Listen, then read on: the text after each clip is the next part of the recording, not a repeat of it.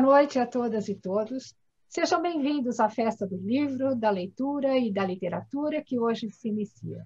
Eu sou Maria Mortati, escritora e professora universitária na Universidade Estadual Paulista e sou também membro da diretoria da União Brasileira de Escritores.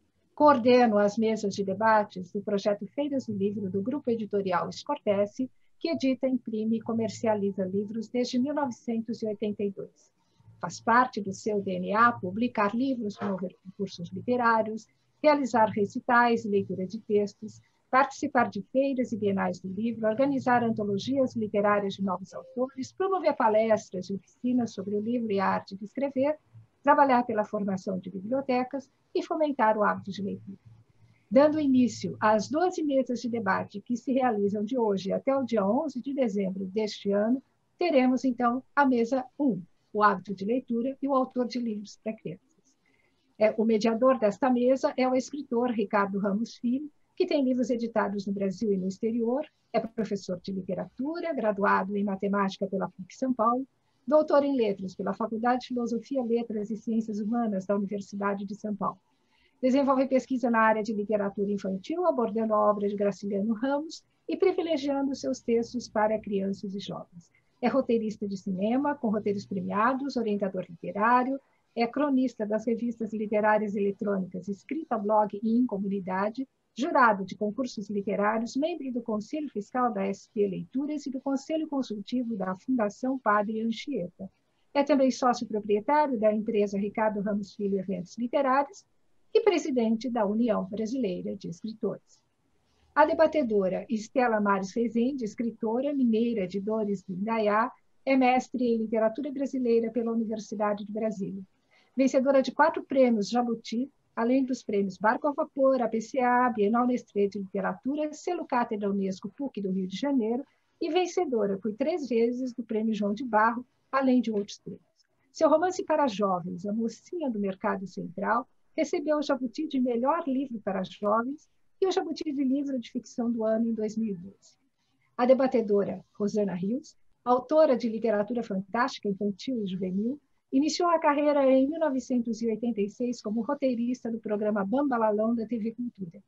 Após 32 anos de literatura, alcançou a marca de 173 livros publicados. Recebeu o prêmio Bienal Nestlé de Literatura em 1991 e pela Fundação Nacional da Literatura Infantil e Juvenil tem 7 menções altamente recomendável, o prêmio Melhor Livro de Teatro de 2005, Melhor Livro para Jovens de 2016, e foi ainda finalista do Prêmio Jabuti em 2008, 2011, 2016 e 2017, e recebeu o Prêmio Jabuti em 2016 pela obra Iluminures, incluída no catálogo White Ravens da Biblioteca de Munique. Recebeu também os prêmios Distinção Seleção da Cátedra Unesco de Leitura, PUC Rio de Janeiro, em 2017, 2018 e 2019. Ao final da fala desses debatedores e mediador, será então aberto espaço para perguntas e comentários do público aqui presente. E ao final da atividade, será sorteada uma caneca comemorativa do evento. Agradeço, em nome também do Grupo Editorial Scortese, pela presença de todos vocês, agradeço aos convidados por estarem aqui conosco e convido todos a permanecerem dentro do evento durante as 12 mesas e durante todas as atividades das feiras do livro Scortese. A festa está começando. Bom trabalho a todos, boas reflexões. Com a palavra, então, Ricardo Ramos Filho. Obrigado, Maria Mortati. É um prazer estar com as minhas queridas amigas Rosana e Estela Mares. É sempre uma alegria muito grande encontrar vocês. E eu queria propor, Maria Mortati, eu queria propor o seguinte, que a gente fizesse dessa entrevista, eu, a Estela e a Rosana, um bate-papo, que a gente não engessasse muito essa mesa, não. Então, assim, que a gente conversasse até um determinado horário que vocês considerassem adequados, e aí a gente abre para perguntas do público, tá? São 19h40, nós vamos até 21 horas, talvez a gente possa conversar até, sei lá, 8h30, e aí abrir para meia hora de perguntas do público. O que você acha, Maria?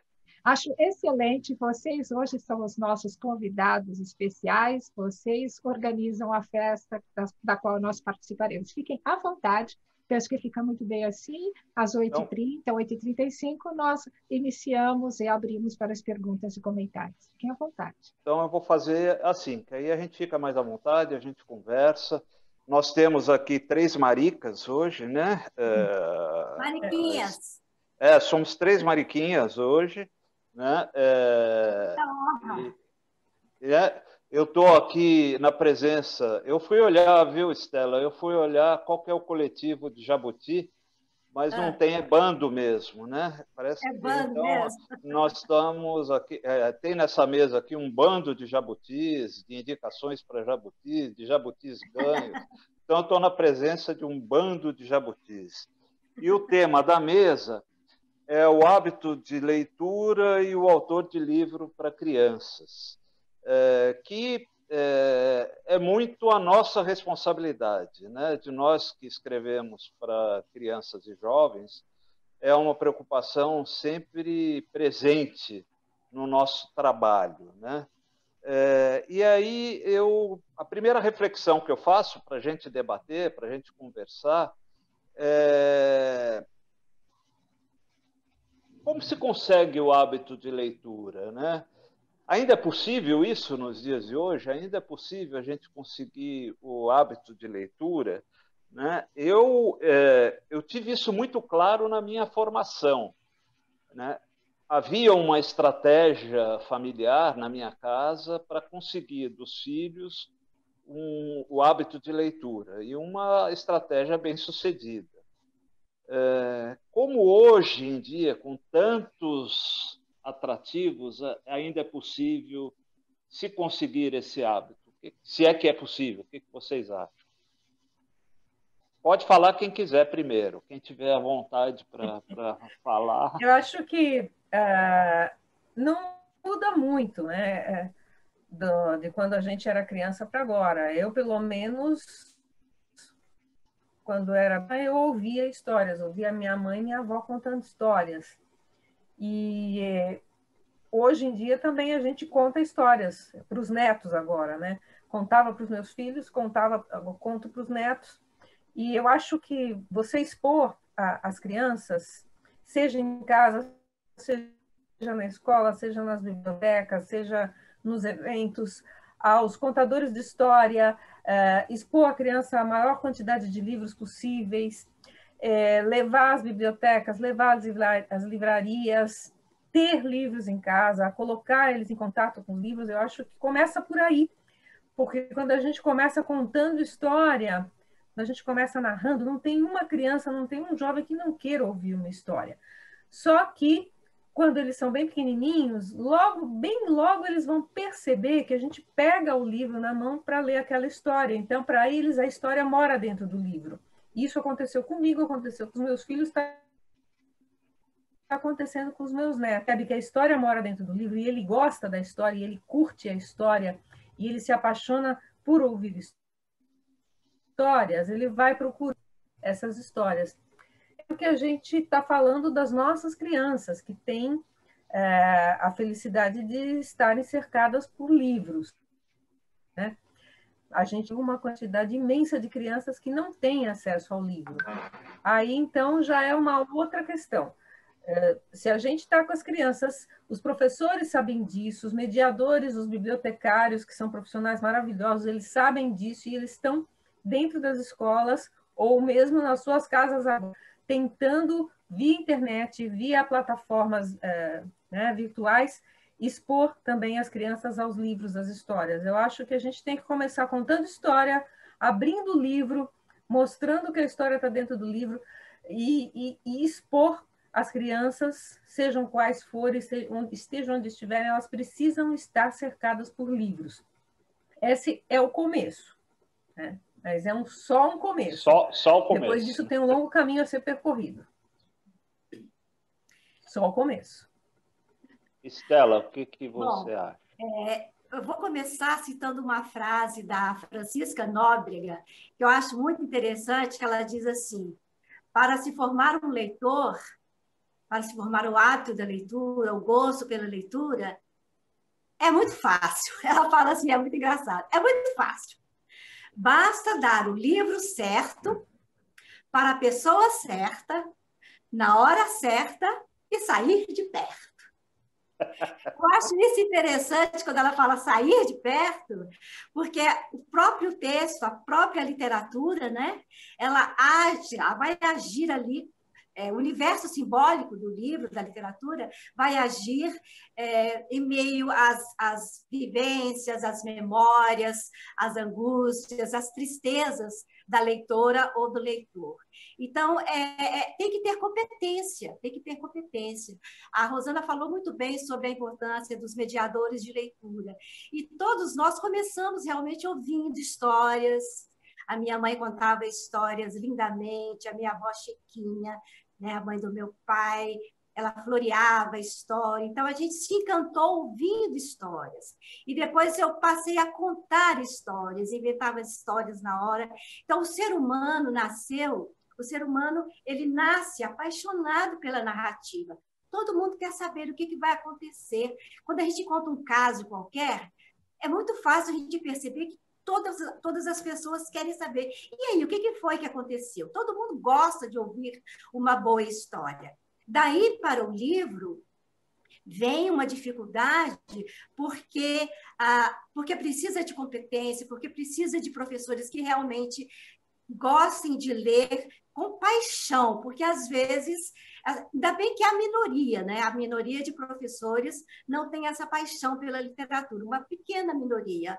Houve até alguns livros recentemente que foram censurados, né? Livros de grandes autores que foram censurados, até por professores, pelo ministro da Educação, por exemplo, né? que tirou das bibliotecas um livro do José Mauro Brant, aquele da Héria Galda. Então, nós... A gente sabe que a Lígia Bojunga, nem pensar, né? Bojunga, da Ana Maria Machado. Então, nós temos essas dificuldades atualmente. Então, cabe ao professor, ao mediador de leitura, tentar resolver isso, porque a escola, e tem que lembrar da escola também, que é muito importante, né? A escola é um local de reflexão social, de construção do conhecimento, não é um lugar de repetição de ideias retrógradas, moralistas, né? Únicas, uma coisa fechada, não. A escola tem que ser vista como ela é um espaço de construção do conhecimento, de perguntas, de dúvidas, e é importante que todos os livros, principalmente os bons livros de literatura, sejam lidos, mas que tenham uma boa mediação, porque a falta de uma boa mediação está prejudicando muito, está dificultando ainda mais.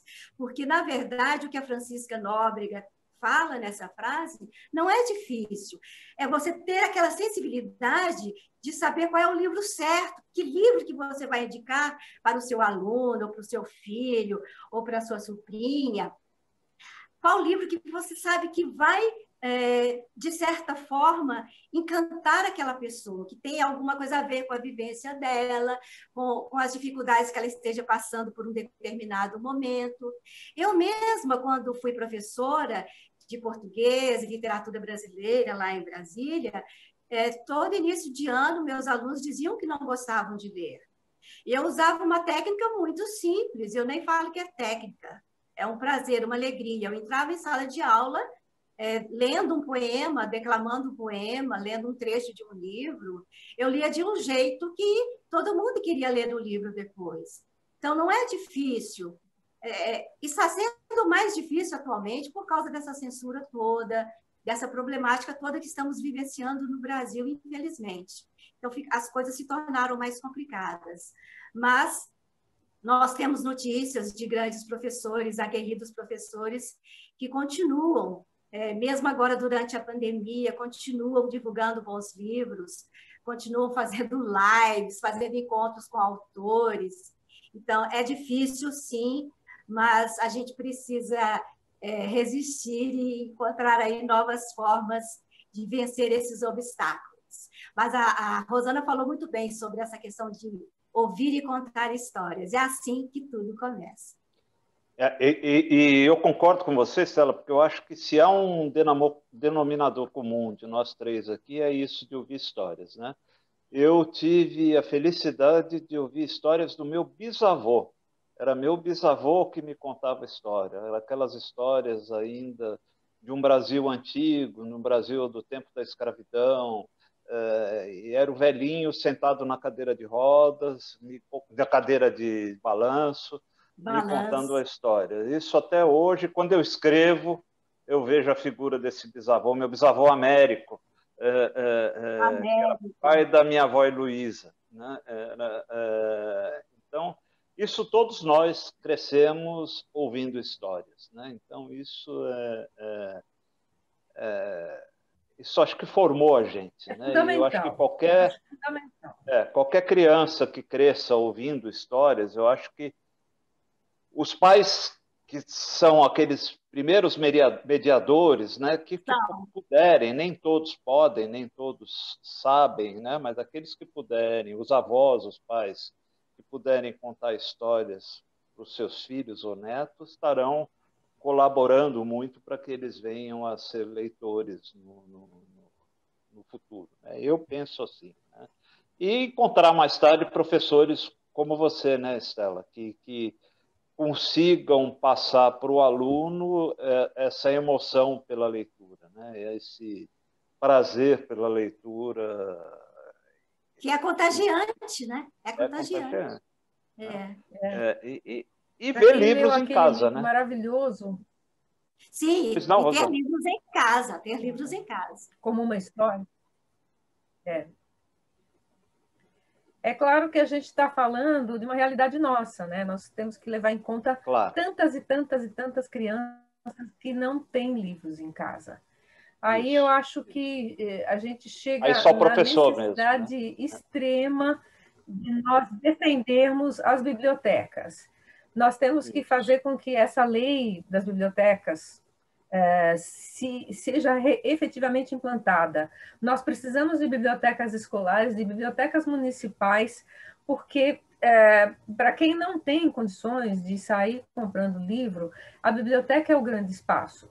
A gente conversa, às vezes, com tantas pessoas, tantos autores que também não tinham livros em casa, mas que iam às bibliotecas e pegavam os livros na biblioteca. Isso daí é muito importante. Eu mesma, quando era criança, eu tinha poucos livros, mas tinha uma biblioteca escolar muito boa e eu li tudo que tinha lá.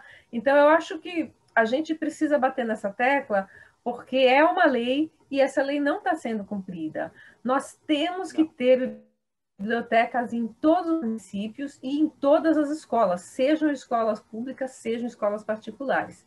E em muitas escolas existe a biblioteca, mas não existe a reposição das obras. Existem bibliotecas com obras que foram doadas, que estão lá faz 50, 60 anos, mas não existe uma política ou uma verba para se atualizar os acervos das bibliotecas. Isso aí é outra coisa importante. A gente, às vezes, conversa com professores com mercado e eles até têm a possibilidade de conseguir uma verba para também adquirir obras novas para suas bibliotecas, mas aí tem um outro problema, um outro profissional que está faltando, está em falta, que é o curador, a curadoria.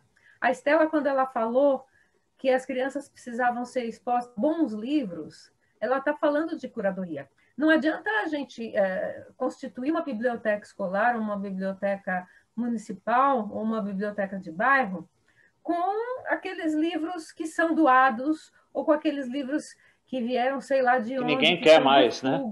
Ou com aquelas obras sem qualidade. As obras sem qualidade que a gente vê, às vezes, nas feiras do livro sendo vendidas por R$ 2, R$ 5, e que são obras que não possuem nenhuma literatura, que não possuem nenhum valor estético, que não possuem autor, porque são obras feitas para colorir ou só para vender. Então, também ajudar na formação das curadorias. E existe curadoria. sabe? Uma bibliotecária, um bibliotecário, um professor, uma direção de escola, uma coordenação que consiga uma verba para atualizar a sua biblioteca, pode entrar em contato com as suas... A Finelige, por exemplo, a Fundação Nacional do Livro, todo ano edita o Catálogo de Bolonha, que é um catálogo da melhor qualidade da literatura brasileira, que vai ser exposto em Bolonha. A Elige, a minha associação, todo ano faz um catálogo com a produção dos seus associados, né? E existem outros institutos também, como o Instituto Quindim, por exemplo, que faz um trabalho de curadoria. Então, a gente precisa que as pessoas saibam que isso existe, que a gente pode colaborar para indicar bons livros, bons autores, né? Mas temos que defender as bibliotecas. Eu acho que aqui no Brasil, o nosso trabalho primordial, além da gente escrever bons livros, além da gente dar as boas-vindas aos novos autores, a gente precisa defender as bibliotecas e os bibliotecários. E eu acho, né, Rosana, e não basta... Muito bem, Rosana. Concordo absolutamente com você. Eu acho que não basta ter biblioteca, é preciso que as bibliotecas se formem dentro do conceito de bibliotecas vivas, né? São bibliotecas, lembrando que as bibliotecas vivas são um pouco diferentes daquelas bibliotecas do passado, que era um local de silêncio, um local onde as pessoas não podiam falar, tinham que ficar quietas. Biblioteca Viva é um espaço comunitário, é um espaço onde as pessoas vão.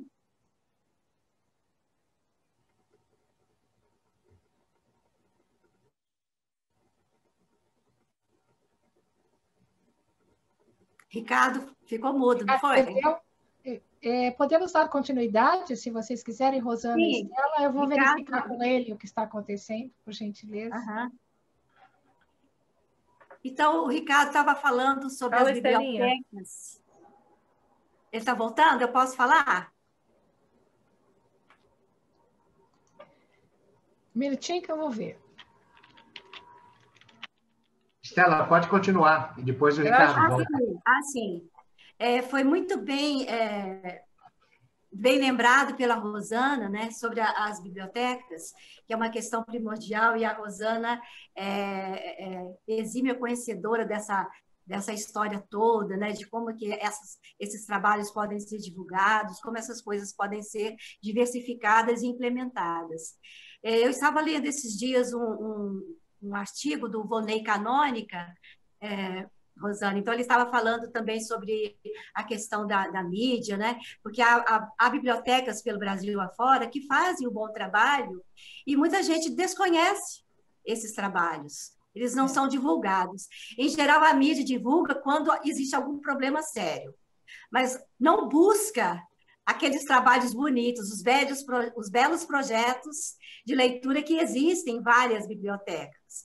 Eu mesma já presenciei vários projetos, já participei em Brasília, em São Paulo, em várias regiões do Brasil, já participei de belos projetos que não tiveram a devida, a merecida divulgação.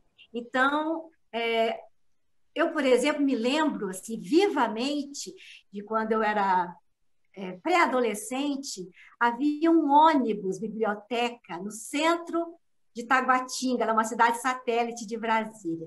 Então, era encantador esse ônibus biblioteca. Todo mundo queria entrar nesse ônibus, porque era divertido entrar no ônibus e escolher um livro, ficar lá dentro lendo, podia pegar emprestado também. Então, as bibliotecas são aquele espaço de alegria, de dinamismo. O Ricardo estava falando sobre as diferenças, né?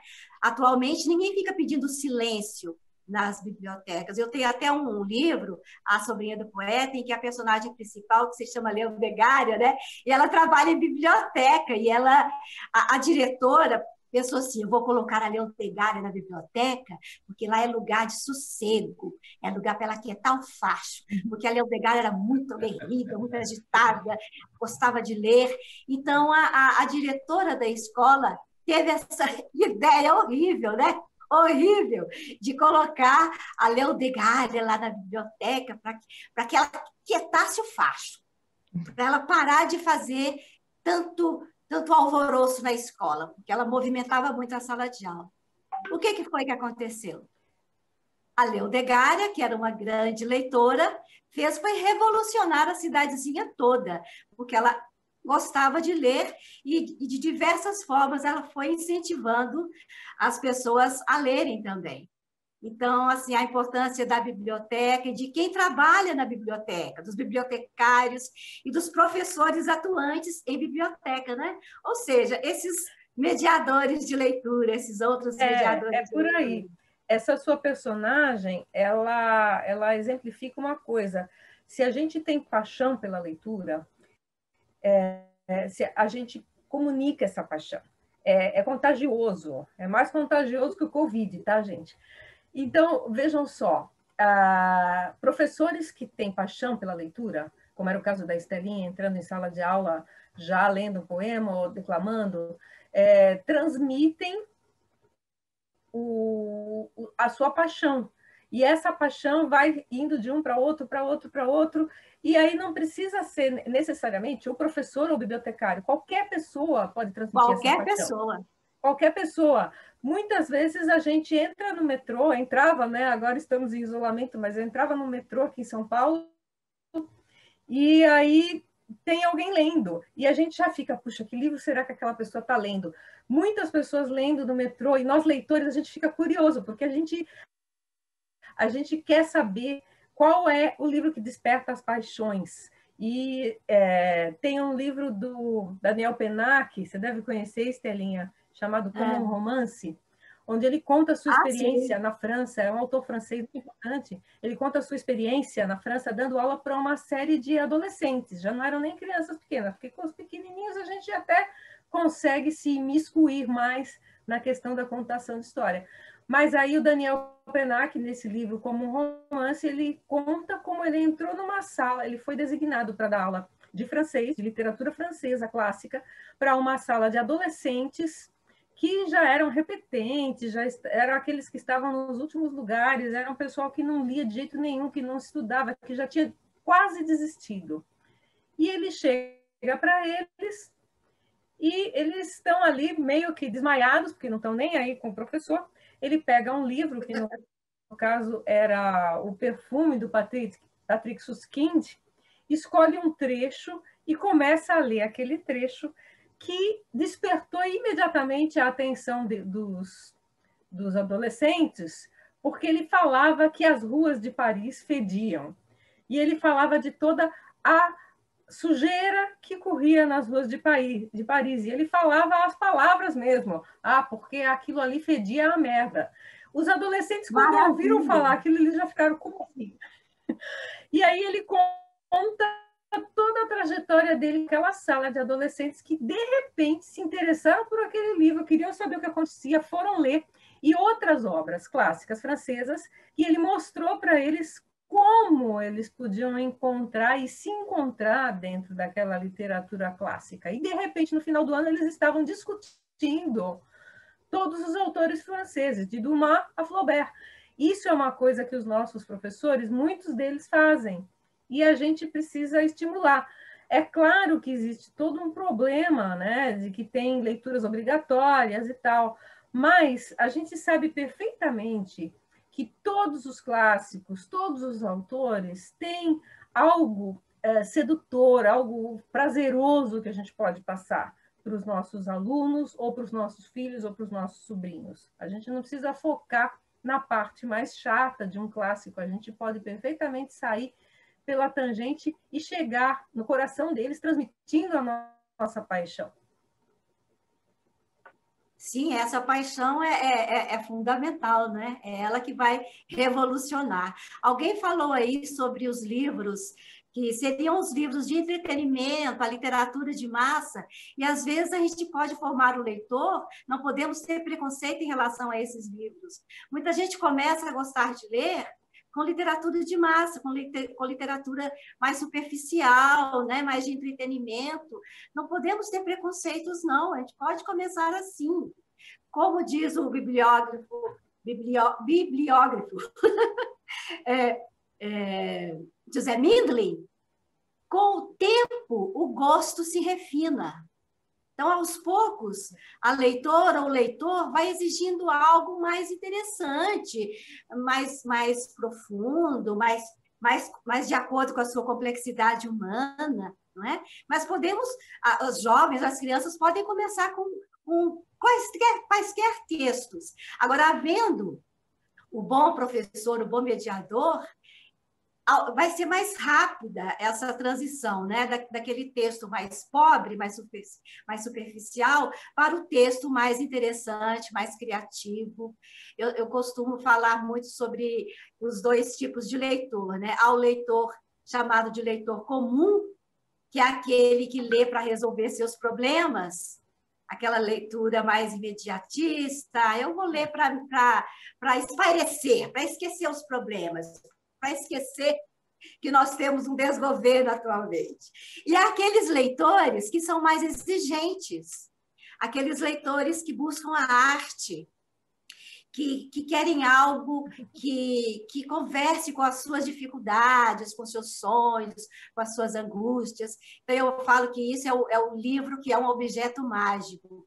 É aquele que você não sabe o que esperar dele, né? Ele não tem botões para você apertar, ele te surpreende. Mas você pode começar pelo livro que se parece com um fogão, né? Você sabe muito bem como é que ele funciona. Pessoal, eu voltei, vocês estão me ouvindo? Aqui, um comentário aqui. Voltou o Ricardo. Voltou. Então, aqui acabou a luz, chat, pessoal, desculpa, estou na praia e acabou a luz aqui. Está chovendo. Está na praia. Bem-vindo de volta. Mas eu queria dizer que isso que a Estela estava falando está refletido aqui num comentário aqui do chat, que uma pessoa falando que se discute às vezes que essas edições de livros de conteúdo mais discutível, mais pobre, que também, se eles também podem servir como porta de entrada para a pessoa se tornar leitora. Eu não tenho a menor dúvida.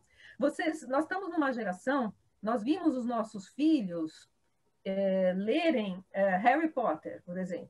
Né? Harry Potter foi um fenômeno de mídia, virou filme e tal, e aí a gente via, quando era lançado um novo volume, aquelas filas imensas de adolescentes na abertura das livrarias para comprar, e que eram livros de 200, 300, 400 páginas. Então, o livro que às vezes moda ou mídia, ele pode perfeitamente servir como uma porta de entrada para o mundo da leitura.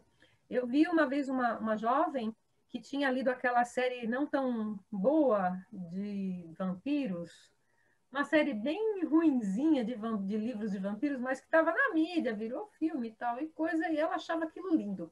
Aí eu dei para ela ler de presente o livro do Carlos Ruiz Zafón, A Sombra do Vento. Aí ela leu e depois veio comentar comigo, falar, agora eu entendo porque você criticava tanto aquela autora. Que diferença! Entendeu? Então, a gente... Tá vendo? Aliás, morreu recentemente, né? Morreu jovem, o Carlos Zafón. E aí a gente vai vendo que, às vezes, um livro sofrível pode servir de porta de entrada para um leitor gostar de ler e falar, quero ler uma outra aventura, uma outra coisa.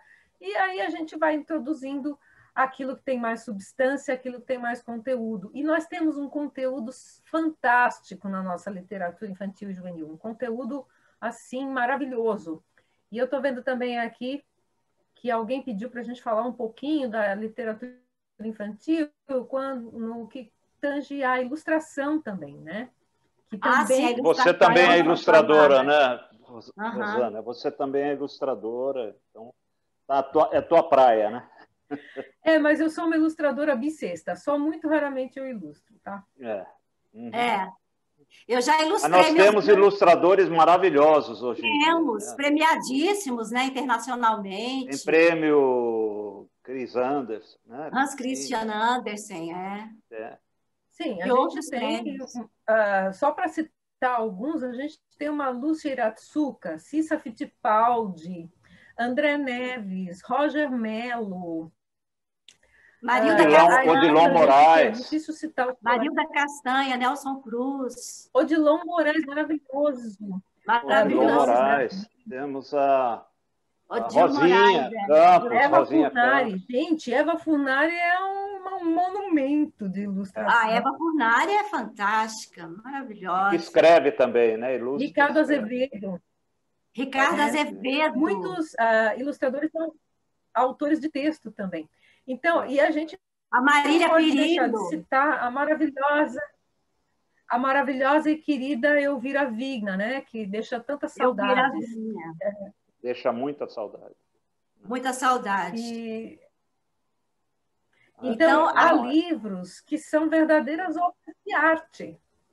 Livros para crianças pequenininhas ou maiores até, que são obras de arte. E esses livros, nas mãos dos nossos jovens, das nossas crianças, são assim, um fator maravilhoso de educação estética, não só pela qualidade do texto, mas pela qualidade da ilustração. E é legal introduzir aqui o conceito, para quem está ouvindo tudo, o conceito de texto visual também, né? Nós temos, hoje em dia, boa literatura para criança, você tem dois textos conversando, né? O verbal e o visual em diálogo, né? E criando uma história que, muitas vezes, são duas histórias conversando, né? O texto visual, às vezes, corre em paralelo com o texto verbal, né? É muito legal. E sem esquecer que a gente tem uma diversidade no Brasil muito forte. Você pega, por exemplo, um ilustrador carioca como o Rui de Oliveira, que é maravilhoso, né? Que tem uma sofisticação de traço e de uso de cor que é sensacional. Você pega um Roger Mello, que tem uma visão abstrata de como trabalhar aquilo. Ele está contando outra história. Você pega um cara sensacional do Nordeste, como o João Oliveira, que retrata o destino com tanta propriedade, com tanta riqueza de detalhes e de cores. É lindo demais. A nossa literatura é muito rica, né? Tanto o texto verbal como o visual. É uma coisa incrível. Gente, uma coisa que eu queria colocar aqui. Ontem a gente, na nossa entrevista da UBE, a gente entrevistou o Vilaça, né? Professor da USP, e ele colocou uma coisa que eu achei importantíssima, que ele disse que o primeiro contato dele com a literatura foi Monteiro Lobato. Foi o meu também, né? O primeiro livro que eu li foi Renações de Narizinho. E ele disse que quando terminou de ler o Renações de Narizinho, ele estava absolutamente impactado e o Alcides Vilaça disse, então, eu não acreditava que aquele livro tinha terminado. Então, eu percebi com muita alegria que um livro, quando terminava, a gente podia ler de novo. Então, que aquela Renações de Narizinho eu teria sempre, porque sempre que eu quisesse, eu poderia ler de novo aquele livro. Então, que aquele livro não ia terminar nunca, porque ele estaria sempre ali me esperando e eu poderia ler sempre. E quando eu ouvi isso, eu achei, claro, uma coisa fantástica e lembrei também que eu tinha 7 anos de idade quando eu li Renações de Narizinho, foi meu primeiro livro. E aí me veio uma dúvida, que é uma coisa muito presente para mim hoje, que eu queria ouvir de vocês. A gente ainda pode ler Lobato? A gente deve ler Lobato, sempre. E como, Stella? Conversando sobre o contexto da época, trocando ideias sobre como se pensava na época. Infelizmente, ainda há racismo até hoje. Então, aí que nós temos que ler Lobato, sim, porque mais do que nunca é importante falar sobre o racismo Então, ao ler Lobato, ao ler um grande texto literário, um autor maravilhoso, né? É revolucionário, né? Embora racista, revolucionário, né? Foi com ele que tudo começou. Então, ao ler Lobato, nós podemos... Olha só que oportunidade maravilhosa de conversar sobre o racismo. Porque o texto literário, ele tem uma força, ele tem um universo simbólico que permite à criança, ao jovem, lidar com esses problemas, lidar com essas dificuldades de uma forma sensível, que emociona, que encante e que o faça refletir sobre aquilo. Então, aí o professor conversa, o mediador de leitura vai conversar, olha, naquela época havia tanto racismo, e será que hoje não há mais? Será que hoje o racismo não existe mais? Você já presenciou alguma cena assim, que você viu que alguém foi discriminado por ser negra ou negro? Né? Nas novelas de televisão, como é que aparece o negro? O negro já é protagonista? De uns tempos para cá, já aparecem negros protagonistas na televisão. Quer dizer que a televisão já começou a ver, já começou a entender, né, que é importante você valorizar, você respeitar qualquer pessoa de qualquer pensamento, de qualquer ideia, de qualquer cor, de qualquer gênero. Então, essa pauta, né, dos direitos humanos, do respeito às diferenças, né, essa pauta vem crescendo na sociedade. Então, cabe ao professor, ao mediador, a nós, escritores. Eu viajo muito pelo Brasil afora, né? Espero voltar a viajar em 2021, 2022. E vem a vacina, eu quero a vacina, seja de onde ela vier, eu quero a vacina. Eu também. Uma vacina chinesa caía bem. Não é? A chinesa cairia muito bem. Nossa, e como? É a mais avançada. Então... eu quero voltar a viajar, porque eu consegui incentivar, formar muitos leitores pelo Brasil afora, nas minhas viagens. Eu continuo conversando com eles por e-mail, através do Messenger, através do Instagram. Gente que falava que não gostava de ler, passou a gostar de ler, depois que conversou comigo, depois que conversou com a Rosana, depois que conversou com o Ricardo, depois que conversou com a Marília Pirillo, com a Antonella, com esses autores todos, que todos nós viajamos muito, né, nesses anos anteriores. E quando houver um tempinho, Ricardo, eu quero ler um texto, pequenininho, que eu fiz sobre o gosto de ler, tá? Se você me permitir, pode ler, Stella. Temos o tempo, pode ler. Então, porque a gente fala, porque o tema é o hábito de leitura, né? O gosto de ler. Então, eu tenho um texto aqui que, de maneira assim, poética, fala sobre isso. Chama-se O Livro e a Alegria. Tudo me leva a ler. Então, eu leio os seus olhos, o seu sorriso, o seu jeito engraçado de andar, sacudindo o cabelo. Eu leio as suas mãos nervosas, às vezes distraídas, quase sempre tímidas. Eu leio o seu modo de segurar a xícara em frente ao balcão da lanchonete. Eu leio a sua raiva quando não tem cobertor e faz frio debaixo da marquise. Eu leio a sua pressa de encontrar a pasta para trabalhar no escritório. Eu leio a sua indecisão diante do espelho, sem saber se pinta de azul ou de preto acima dos olhos. Eu gosto de ler. Então, eu leio a sua impaciência no trânsito, a sua colher de briga, o seu garfo de vingança. Eu leio os seus desenhos no caderno novo. Eu leio a sua decepção no palco do teatro da escola. Eu leio o silêncio na hora de escrever o primeiro bilhete de amor. Tudo me leva a ler. A cortina da janela, o cisco atrás da porta, o reflexo do arco-íris no azulejo da varanda, a música, a dança, o programa de TV, o blog, o e-mail, a mensagem às vezes rancorosa, às vezes contente, muitas vezes indignada. Eu leio o tapete limpinho, o prato cheio de arroz doce. Eu leio a pintura, a escultura, a fotografia, o filme, a live. Eu leio a aventura e a desventura. Eu gosto de ler. Então eu leio se eu passo triste, perdido num labirinto de medos e desistências.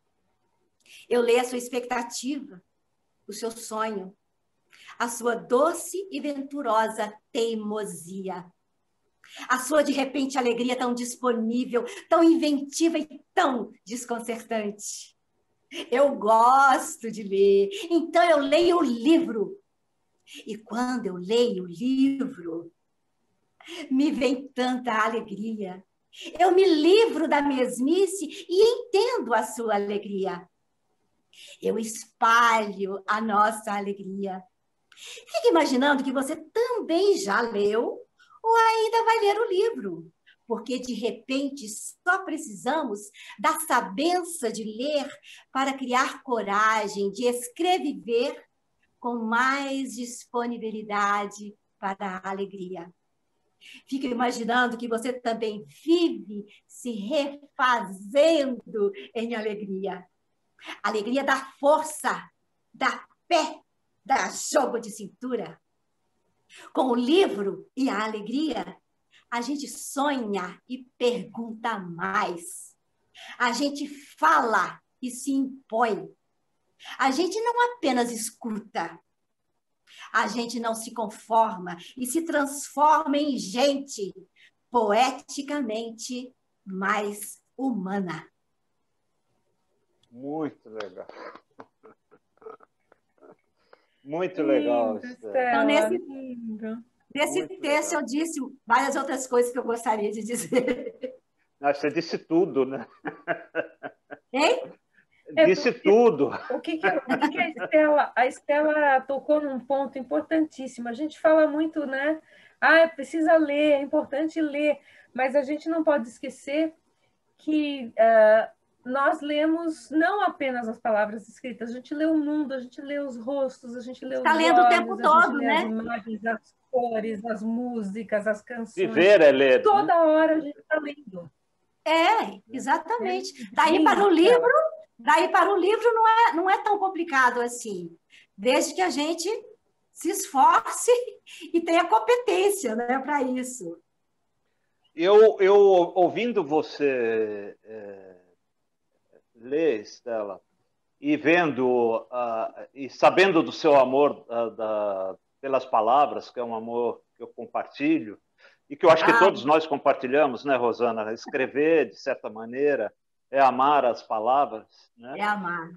Eu me lembrei de um poeminha do Zé Paulo Paes, né? que era um poeta que sabia brincar muito bem com as palavras.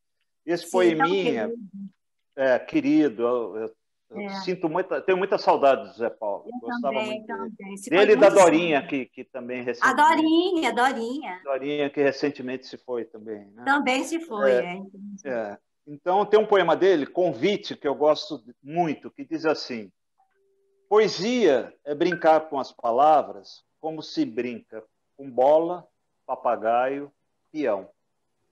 Só que bola, papagaio, peão, de tanto brincar, se gastam. As palavras não. Quanto mais se brinca com elas, mais novas ficam. Como a água do rio, que é água sempre nova. Como cada dia, que é sempre um novo dia. Vamos brincar de poesia? Né? Então, esse poema. Esse poema eu acho lindo, né? E pensando em poema, é engraçado que isso aconteceu comigo ontem, viu, Estela e Rosana? Eu ia andando aqui, estou aqui na praia, eu ia andando vi um casalzinho jovem, e eu não sei se é um mau hábito, mas é um hábito de escritor, eu sempre que vejo gente conversando, meus ouvidos vão diretamente para escutar a conversa dos outros, sabe? Eu sou assim também. Já escrevi muita coisa a partir dessas conversas, né? E ela dizia assim, eu poderia ter ido de Uber, mas eu ando tão sem dinheiro, fui mesmo a pé, só na sofrência. Né? E aí eu lembrei desse sofrência que hoje em dia estão usando tanto, que é uma palavra que está no dicionário, que significa Sim. sofrimento, mas cada vez estão... E o sofrência que está no dicionário é um sofrimento por desilusão amorosa, mas esse sofrência estão usando exatamente no sentido de sofrimento. Né? E aí é que a gente começa a observar como é legal prestar atenção nas palavras, né? Como é bacana para a gente estar cada vez mais próximo das palavras e como elas se renovam. Né? Não sei, foi uma reflexão. Você falou com as pessoas certas. Depois de te ouvir. Eu e a Estela, nós somos as guardiãs das palavras, né, Estela? Nós duas somos apaixonadas pelas palavras, principalmente pelas palavras que as pessoas não usam muito, né, Rosana? Eu sou também, eu sou. De vez em quando uma palavra assim me seduz. É uma delícia, é uma delícia. É uma delícia. Muito bom.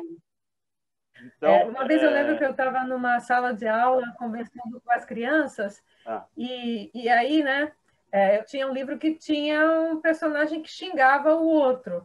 Só que aí eu falei, bom, só que ele não está xingando de uma coisa normal, essas palavras que vocês já conhecem. O legal é a gente xingar de uma palavra tão diferente, tão incomum, que a pessoa não vai saber que está sendo xingada. Então, eu vou ensinar vocês uns jeitos bem legais de xingar, tá bom? A professora quase infartou, mas aí eu peguei, escrevi no quadro negro uma série de palavras que ninguém sabia o que queria dizer, mas eram xingamentos do passado, de 100, 200 anos atrás. É tudo de bom. As palavras são muito ricas e a gente quer comunicar essa riqueza das palavras, né? Que nem a sua sofrência, Ricardo. Eu adoro o dicionário analógico. Estava numa sofrência aí.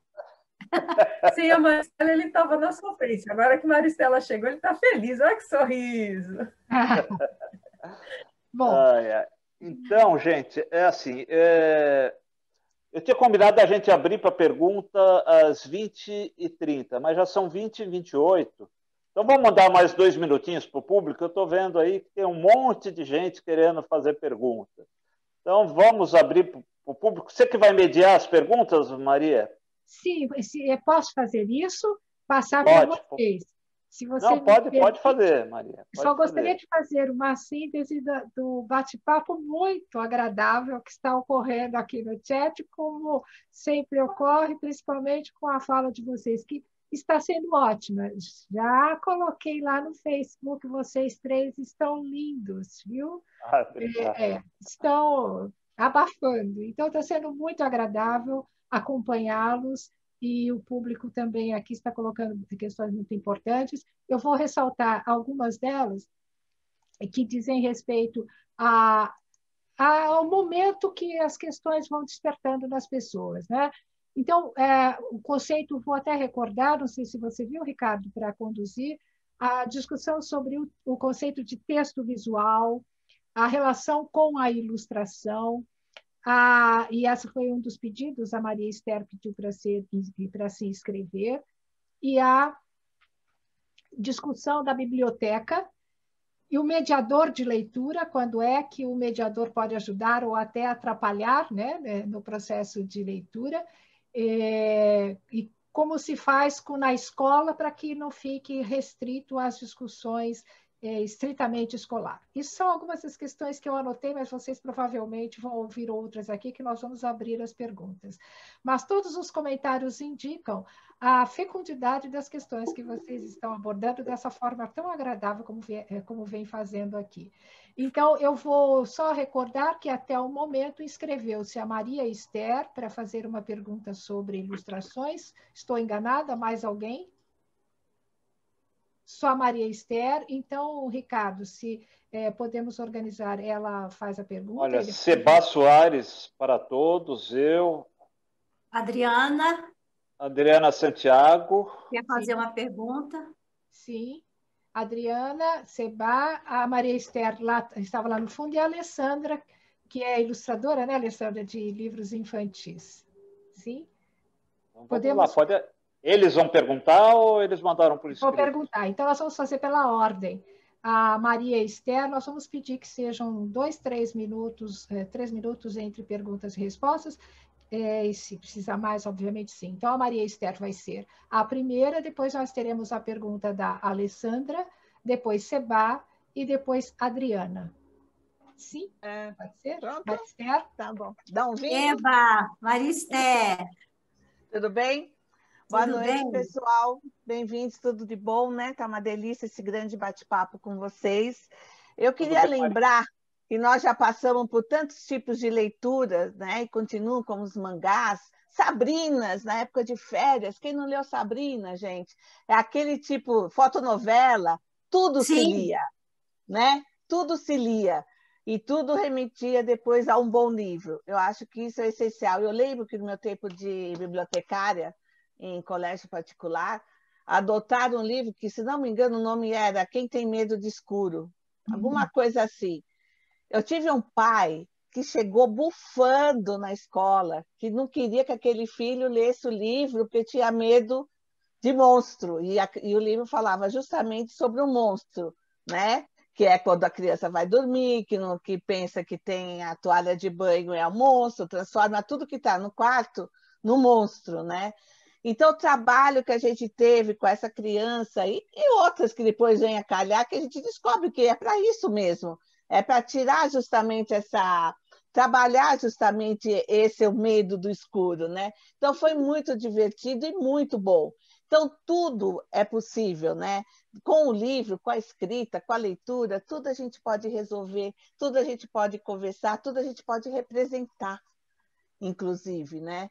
Então, é muito bom. E a gente, enquanto bibliotecário lá no Colégio Rainha da Paz, a gente tinha atividade com as crianças, né? Desde a pré-escola até o ensino fundamental 2.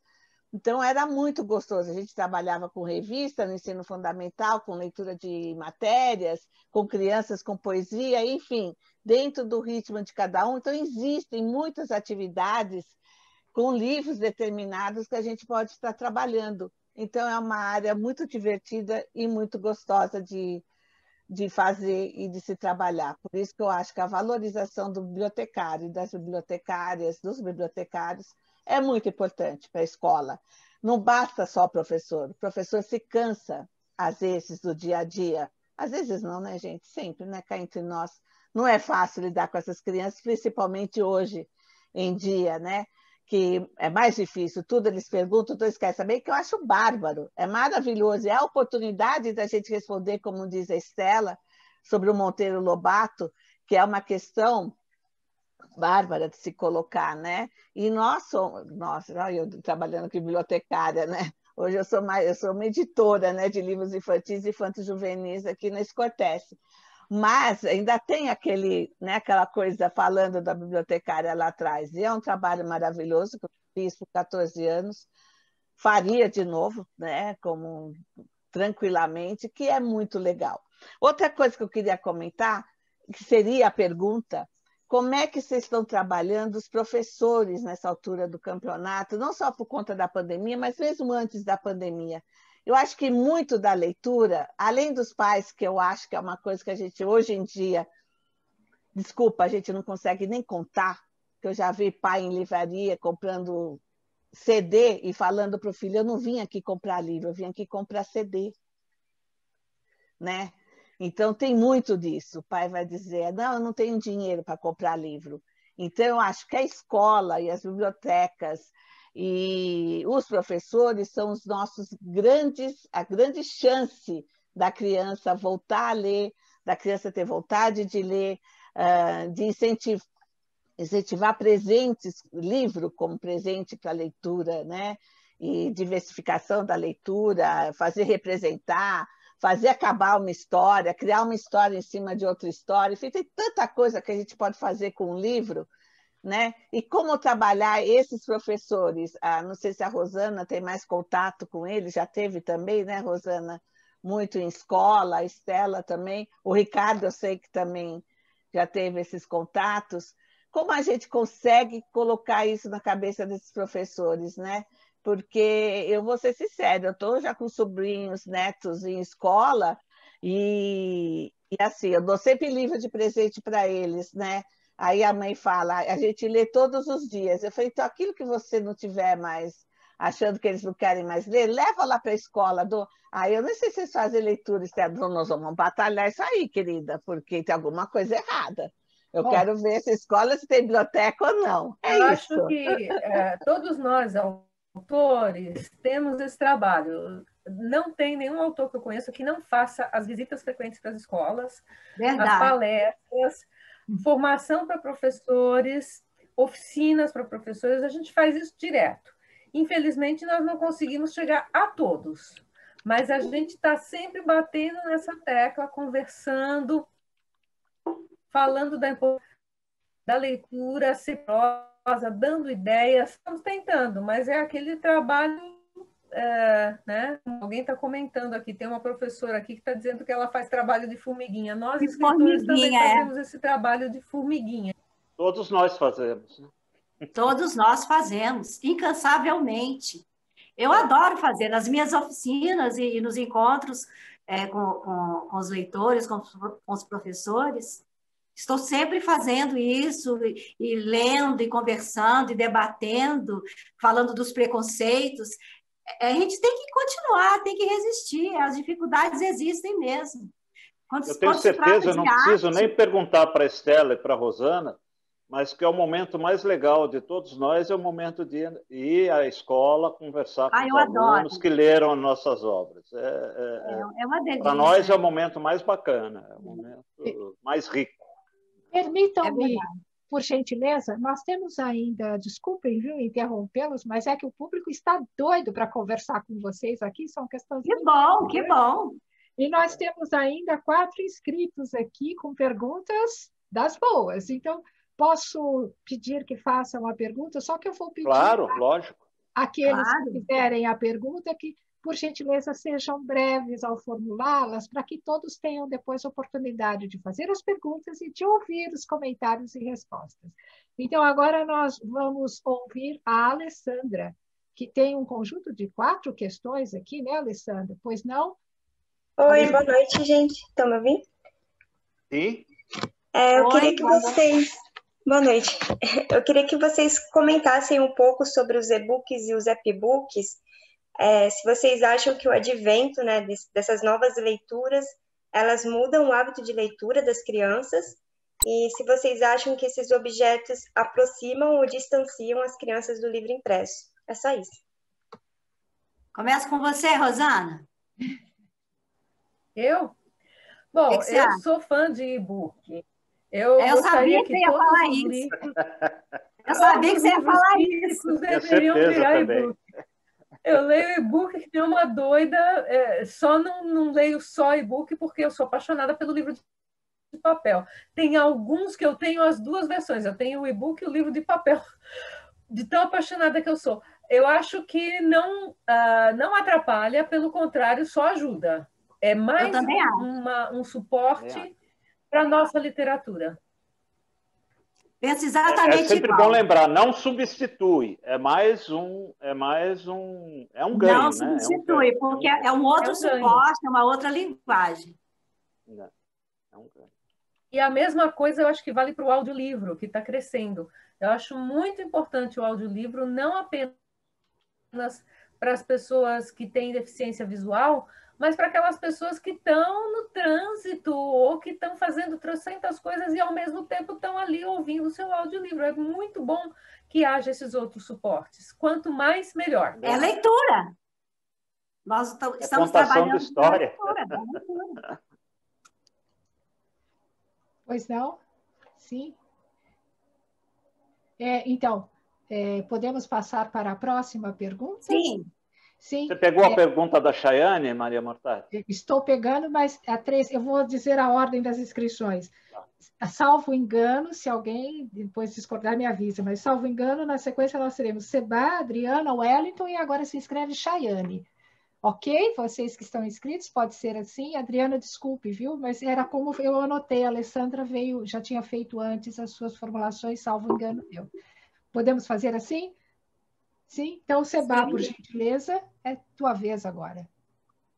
Olá, boa noite a todos, a todas. Boa noite. Prazer estar aqui nesse grupo tão importante para mim. Bom, minha pergunta, eu sou professor não da literatura, certo?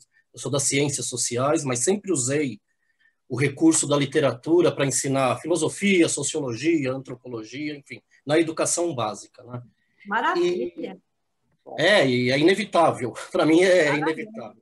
Agora, uma coisa que eu percebo é a escola, e aí os professores, as professoras de língua portuguesa podem me ajudar. Esse formato de uma determinação de gramática, de ortografia, já nas tenras idades ali, não acaba limitando o potencial criativo do possível escritor ou escritora infantil? Quer dizer, a escrita infantil, ela não acaba sendo cerceada, limitada pelas imposições gramaticais, e aí na adolescência se depara com os clássicos, né? Eu acho que Camões, para quem tem 12, 13 anos, mostra que você nunca vai ser um escritor na vida, né? Sendo que a gente teria, como foi dito aqui antes, né, uma literatura que se aproxima mais do universo infantil e adolescente, e não ter tanto essa preocupação com as regras gramaticais, porque isso é técnica, isso se aprende.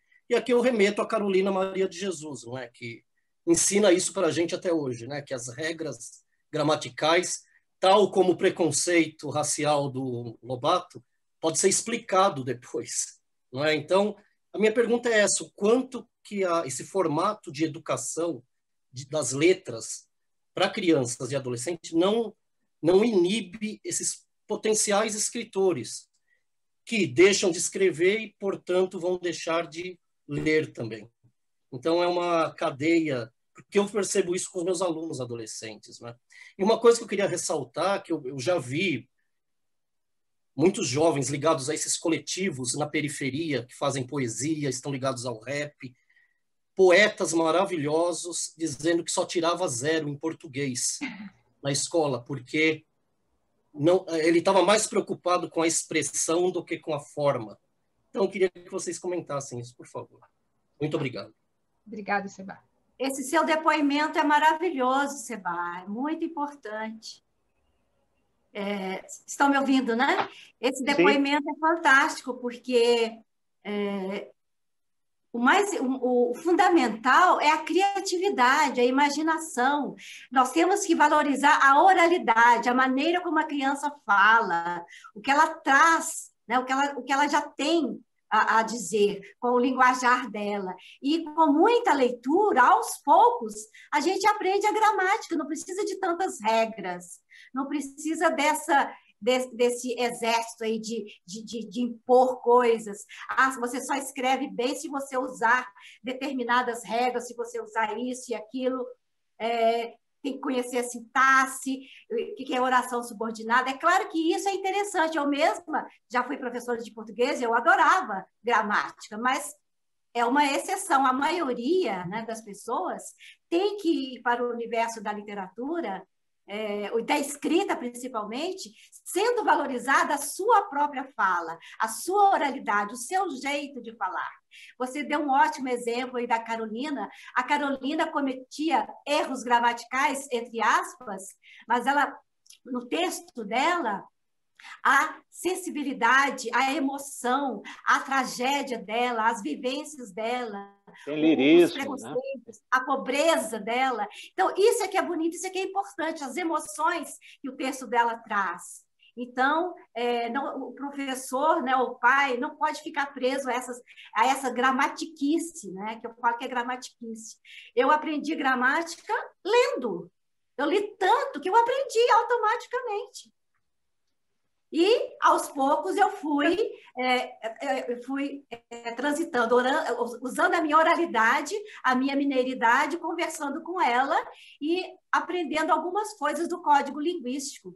Mas nós não podemos cercear, nós não podemos bloquear a criança exigindo que ela aprenda a gramática. Ela tem que curtir o texto, ela tem que ser valorizada do jeito que ela fala, que ela escreve, a criatividade dela, a sensibilidade. é preciso valorizar a originalidade, o ponto de vista dela. Com e isso, saber que tem um texto para dar na hora certa, né? Tem que se dar aquilo que você falou no início, Estela. Tem hora para tudo, né? Tem texto para cada idade. Isso é no início, né? Aquela questão de dar o livro certo na hora certa para a pessoa certa, né? Como diz a Francisca Nóbrega. Aí haverá aquele momento de se ler o livro clássico, de se conhecer o código linguístico, de ver gramaticalmente. Aí a criança ou jovem vai ver a gramática como uma maneira, uma forma padronizada que ela vai do texto. Usar. É um instrumento, assim como as equações matemáticas. Tem um momento para isso e tem um momento para a fruição literária. A leitura literária é diferente da leitura informativa, né? Muitos professores não se dão conta disso. Não adianta querer ensinar a equação antes da criança saber somar. Queridos convidados, na condição de co-anfitrião, eu vou ter que agora fazer aquele papel aparentemente indelicado. Peço desculpas a vocês, mas nós estamos com o tempo correndo e temos o nosso querido público aqui, são 3 ainda, aguardando para fazer as perguntas. Podemos, então, agilizar? Vejam que está boa, todo mundo quer falar, e está muito bom, né? Mas vamos, então, pode ser? Desculpem, hein? Vocês compreendem. Então, nós vamos ouvir agora, a pergunta é da Adriana. Pode ser, Adriana? Pois não?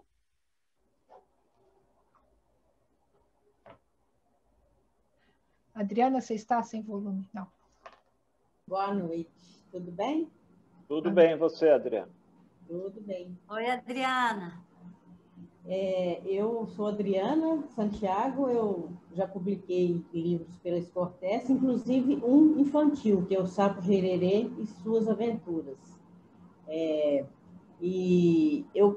Primeiro, eu só gostaria de falar rapidamente uma experiência, só para enriquecer a conversa, porque a hora que estávamos falando sobre como incentivar a leitura, eu tive um projeto de leitura na cidade que eu morava, em Três Pontas, Minas Gerais, e era um projeto de leitura passarinho, em que eu levava livros para as praças e sentava com as crianças em roda, assim, uma roda, e a gente ia lendo. Depois tinha dia que formava os grupinhos, eles iam lendo os colegas juntos, tinha dia que a gente fazia leitura de poesias e tudo, e foram 3 anos desse trabalho. Todo sábado, cada sábado eu ia numa praça, e isso foi muito gratificante. Eu acredito que muitas crianças lá tenham começado a gostar de ler a partir disso, e eu me mudei de Três Pontas, hoje estou morando em Bambuí, também em Minas Gerais, e o meu projeto ficou lá, e com uma amiga minha que deu continuidade e batizou o projeto agora de Sapo Gererê. E eu estou muito feliz com isso, foi um presente que eu recebi com esse batismo do projeto agora, né? E só para enriquecer, assim, falando sobre esse negócio de incentivar a leitura, as várias formas, né, de se incentivar. Foi um trabalho voluntário que eu amava fazer, né? E agora eu estou morando aqui, vamos ver o que eu vou inventar nessa cidade aqui agora, para poder incentivar a leitura das crianças. E eu gostaria de fazer uma pergunta, assim, nem sei se é pertinente, se vocês saberiam me dizer, seria para esse debate, essa pergunta, mas existe forma da gente cobrar do poder público, no caso municipal, por exemplo, conselhos municipais, Conselho Municipal do Livro, é possível criar isso? Vocês já têm conhecimento de algum exemplo, algum modelo disso, de Conselho Municipal do Livro? É possível cobrar isso do governo municipal? Eu acho que o único instrumento que a gente tem para influir é aquilo que nós vamos fazer domingo, é o voto na urna. É escolher candidatos, vereadores, prefeitos, deputados, etc., por aí vai, é escolher pessoas que estão comprometidas com a cultura e com a educação. Fora isso, a hora que as pessoas se estabelecem em cargos, normalmente a gente não tem acesso, não. Eu, pelo menos aqui, eu nunca consegui um acesso efetivo para políticas de leitura e do livro. Também concordo com a resposta da Rosana. Vamos votar bem. Vamos votar bem. Vamos. Depois dessa mesa já até aprendemos. Aprendemos que temos que lembrar que o livro também faz parte do pacote, né? O pacote político é fundamental. Muito bem. Muito obrigada. Vocês me perdoem, vou novamente interrompê-los aqui para chamar o Wellington Ferreira para a próxima pergunta. Obrigada. Olá, boa noite. Boa noite. Boa noite. Tudo bem com todos e todas? Nossa, que voz bonita. Boa noite. Tudo bem? Eu estava trabalhando até às 8 e vim na lotação aqui, ó, assistindo vocês. Louco para dar tempo de chegar em casa para comentar. E deu tempo, ainda bem. Bom, eu sou o Wellington, sou do interior do estado de São Paulo, aqui da cidade de Oriente.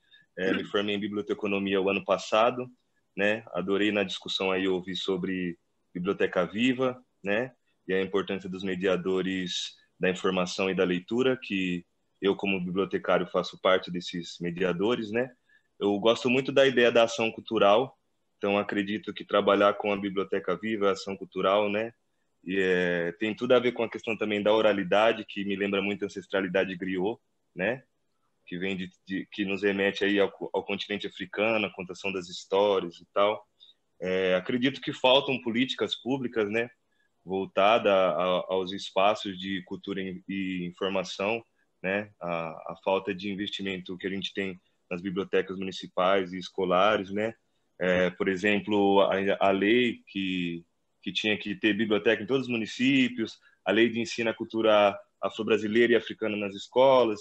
Então, assim, várias coisas que faltam para que a gente consiga, de fato, trabalhar esse hábito da leitura, assim, que eu acredito que é muito difícil hoje com a juventude, assim. Eu, como faço parte do movimento hip hop e da literatura marginal, uso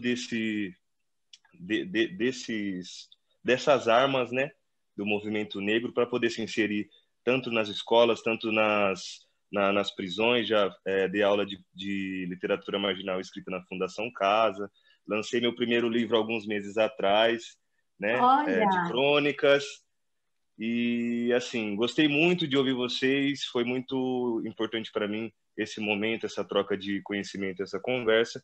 Mas eu queria, na verdade, fazer uma pergunta, assim, mais um conselho. Eu queria que vocês me dessem um conselho.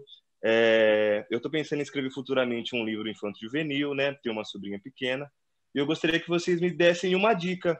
Como eu posso me inserir nesse mundo mágico da literatura infanto-juvenil? Qual é a dica que vocês dão para esse jovem escritor? Que maravilha! Que maravilha! Parabéns, Wellington, pelo seu trabalho, pelas suas palavras, pelo seu depoimento. Então, você já escreve, né? Eu tenho um livro, Wellington, que dá dicas para quem quer escrever. Se chama Esses Livros Dentro da Gente. O subtítulo é Uma Conversa com a Pessoa que Escreve. Então, nele eu dou várias dicas. Através de uma linguagem poética, eu realmente dou, não digo conselhos, dou dicas para você entrar nesse universo aí de escrever, de publicar, de ver os seus livros sendo lidos. Então, esse livro seria assim uma dica para você. Vai sair uma nova edição no ano que vem, de Esses Livros Dentro da Gente. Rosana? Eu prefiro ouvir o Ricardo. O Ricardo dá muita oficina de escrita criativa. Também acho. Fala, Ricardo. Eu acho assim, você falou em livro infanto-juvenil. A primeira coisa é decidir se vai ser infantil ou juvenil, né? Decidir o que você quer escrever. E, assim, antes de se preocupar em entrar no mundo, tem que escrever o livro. A primeira coisa é escrever o livro, é sentar, se programar para isso, planejar o teu livro e escrever. Depois do livro pronto, aí hoje em dia, para um autor que está começando, eu aconselho sempre a procurar alguma editora em que você pague para fazer o seu primeiro livro. Porque se você quiser escrever um livro e for procurar uma editora, dessas editoras grandes para publicar, você vai demorar muito e muito provavelmente não vai conseguir publicar o teu primeiro livro numa editora grande. Então, escreva o livro, faça uma poupança aí, guarde algum dinheiro e procure uma editora em que você possa pagar para ter o seu livro publicado. Existem várias, né? A Scortese, que é uma das editoras que faz isso, e aí você vai ter o teu primeiro livro publicado. Aí é interessante tentar participar de concursos, essas coisas, para tentar ganhar um nome como escritor. Na hora que você tiver esse nome mais consolidado, aí você vai conseguir publicar em editoras maiores, editoras grandes. Isso é um plano, tem que ter um planejamento de como você vai fazer. Mas, antes de tudo, às vezes a gente se perde muito. Como que eu vou entrar nesse meio e não escreve o livro? Primeiro precisa escrever o livro. Depois que você tiver o livro escrito, aí o planejamento é diferente. É como publicar o livro. Aí é outra coisa. Pois não. Não sei se eu te respondi, se eu te ajudei, Wellington. Eu acho que uma coisa importante para você saber, e gostei muito de saber que você mexe com o hip hop. Eu acho que o hip hop e os poetas de slam, eles estão trazendo um universo muito importante para a nossa arte, para a nossa poesia. Verdade. E uma coisa que é legal você fazer, escreve uma história sem muita pretensão e testa com crianças. Vai lá no teu bairro, vai lá na tua família, vai lá na vizinhança e fala, quem quer ouvir uma história? E conta. Que é hora que agora a gente está em isolamento, a gente não tem tanta possibilidade, mas junta um bando de crianças e conta a história para eles e vê o que eles acham. Eles vão te dizer o que eles gostaram e o que eles não gostaram. Tá? Eu fazia muito isso quando eu comecei e foi muito útil para mim. Ótima dica, Rosana. Muito legal. Vocês me dão licença novamente, que penso que agora nós estamos caminhando, infelizmente, para o encerramento. Gostaria de lembrar que nós temos ainda a inscrição da Chayane Melo e vou pedir àqueles que estão se inscrevendo ou comentando que, infelizmente, nós vamos deixar as perguntas após a da Chayane para serem respondidas pelos nossos convidados em outra oportunidade. Se quiserem deixar o contato, estaremos à disposição. Pode ser assim? Peço desculpas aos que estão se inscrevendo. Então, vamos ouvir a Chayane Melo agora. Por gentileza, Chayane.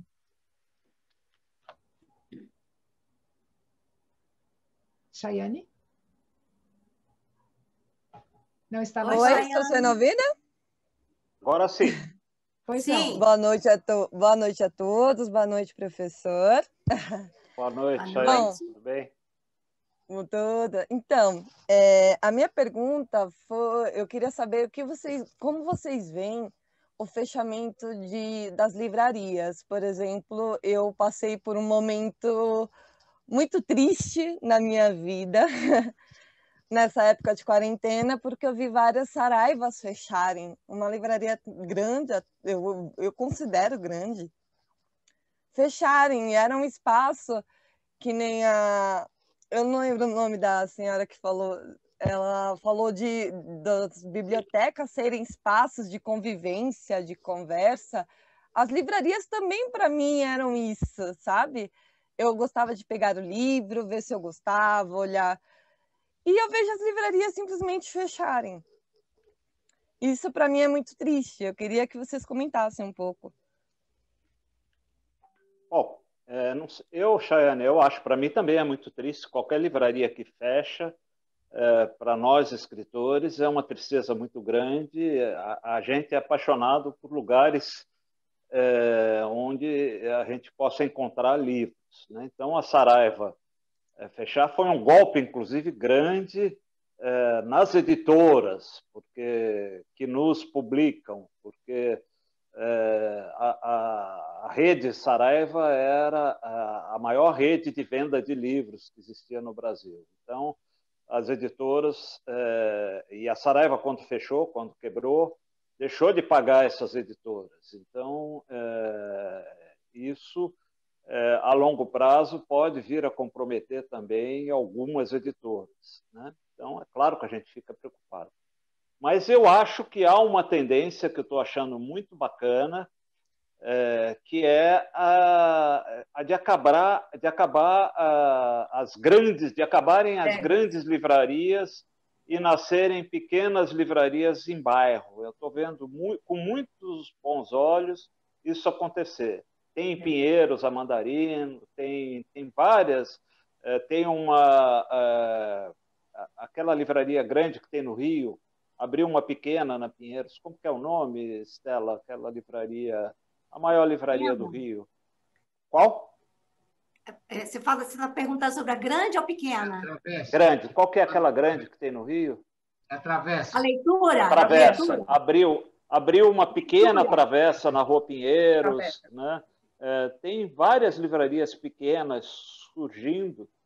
Eu acho que o futuro talvez esteja nelas. Muito bem. Porque então, se a gente tinha essas mega stores, essas livrarias imensas, que estavam focando muito mais em vender acessório para celular, CD, DVD, sei lá o que mais, do que livro. Então, a gente chegava numa livraria, numa Saraiva grande de um shopping, por exemplo, e ela tinha pouquíssimos livros de autores brasileiros. Não tinha um livro nosso, de nós três, mas tinha só os best-sellers. Então, a gente sente muito, mas a gente percebe que aquele modelo de negócio de uma livraria que investe em tecnologia e em best-seller apenas, esse modelo se esgotou. Então, o fechamento delas é meio que uma consequência, ao passo de que as livrarias menores, especializadas em, por exemplo, tem livrarias especializadas em literatura infantil, elas estão sobrevivendo, graças a Deus, né? Então, isso que o Ricardo falou é importante. Sim. Aqui no Rio, nós temos a livraria Brooks, por exemplo, que está resistindo muito bem. E ela prima pela qualidade dos livros. Muito bem. Da filha de um grande escritor, do Zuenir Ventura. Sim, a Elisa, Eu adoro a Brooks, adoro. Bem, eu preciso, por gentileza, novamente interromper vocês, porque ainda nós temos a sessão sorteio e o público está aqui ansioso para participar do sorteio da caneca comemorativa. Com muitos agradecimentos a vocês que inauguram essa festa, eu vou passar aqui a sessão de sorteio da caneca, mas quero lembrar ao público que aqueles cujas perguntas não puderam ser respondidas, que depois nos encaminhem, que encaminharemos aos convidados nossos. E sobretudo, gostaria de dizer que o conjunto de temas que foram abordados ou meramente mencionados por falta de tempo aqui hoje, muitos deles serão objeto das próximas mesas. Foi tocado aqui na questão do hip-hop, do slam, por exemplo, que é justamente tema da mesa 5. Foi tocado aqui na questão, e outras questões que eu não vou me expandir. Então, todos convidados para participar de todas as demais mesas para tratar de temas tão relevantes. Muito obrigada a vocês, muito obrigada a todos. Eu passo agora ao Rodrigo, que a palavra para que ele possa fazer, então, o sorteio dessa caneca, desejando boa sorte a todos, para que ganhem a caneca do evento. Muito obrigada a vocês. Vamos lá, pessoal. Todo mundo que participou hoje está aqui nessa lista, tá? A gente vai fazer o sorteio agora. E o nome sorteado, Francine Moura. Francine Moura não ganhou a caneca. É isso aí. Então, muito obrigada, Francine. Parabéns. Você leva, então, o seu presente desta festa. E todos aqui fomos presenteados, Ricardo, Estela, Rosana, fomos presenteados com vocês, porque foi um momento muito bom, muito agradável, né? E espero que tenhamos outros assim. Muito obrigada a todos, parabéns a vocês, os comentários vocês estão vendo aqui, são todos eles da excelência do trabalho de vocês. Muito obrigada a todos que estiveram presentes, que ajudaram a prestigiar essa mesa e estiveram conosco. Muito obrigada. Então, podemos... alguém mais gostaria das suas palavras finais ou podemos declarar... Só mandar um beijo para você, Maria, agradecer, um belo trabalho. Estela, Rosana, minhas queridas, um prazer grande em estar com vocês, um beijo para as duas, e que a gente tenha mais oportunidade de se encontrar nessas mesas também. Muito obrigada, querido Ricardo. Obrigada, Maria. Até já, Rosana. Qualquer hora dessa a gente se vê de novo. É isso aí. Obrigada a todos pelo convite. Parabéns por fazerem essa sequência de mesas maravilhosas. E vamos ler, gente. Vamos ler. Vamos ler, vamos ler. Ele é bom demais da conta. É. Editor encerrar, né? Isso aí. Tchau, João. Beijo, João. Obrigado, Rosana, Estela. Agora, eu não posso deixar de fazer uma pergunta. Eu estou olhando uma máquina de escrever lá na mesa da Estela, é um Estúdio 45. Eu vendi essa máquina, é da Olivetti, é isso, Estela? Olivetti. Eu vendi bem antiguinha. É retilínea. Eu vendi essa máquina há muitos anos da minha vida. E, para completar, eu sou cearense, vocês sabem disso, eu estou vendo uma rede atrás de você. Então, eu não sei se eu quero primeiro a rede ou a máquina, mas eu fico com as duas. As duas coisas são maravilhosas. E Ricardo, meu irmão, Ricardo é meu irmão, ele sabe disso. Nós estamos juntos há muitos anos, né? Ricardo, muito obrigado, viu? E beijo para você, João. João está comigo na UBE, vice-presidente da UBE. Tá? Um beijo, João. Rosana, um grande beijo, obrigado. E para a Maria Mortati, parabéns, Maria. Você está eleita, você é perfeita no seu trabalho. Muito obrigado. João, um abraço para você. Foi ótima. Parabéns, Maria. Eu me sinto lisonjeada e fico assim agradecidíssima pela confiança e desejo que todos nós continuemos juntos e felizes para sempre. Eu não abri Maria, você foi excelente desde os primeiros contatos. Muito atenciosa, muito amorosa. Parabéns. Obrigada, João. Tudo de bom para você. Um abraço, gente. Até a próxima. Tchau, gente. Até a próxima, hein? Tchau, tchau. Tchau, tchau. Obrigado. Bom descanso.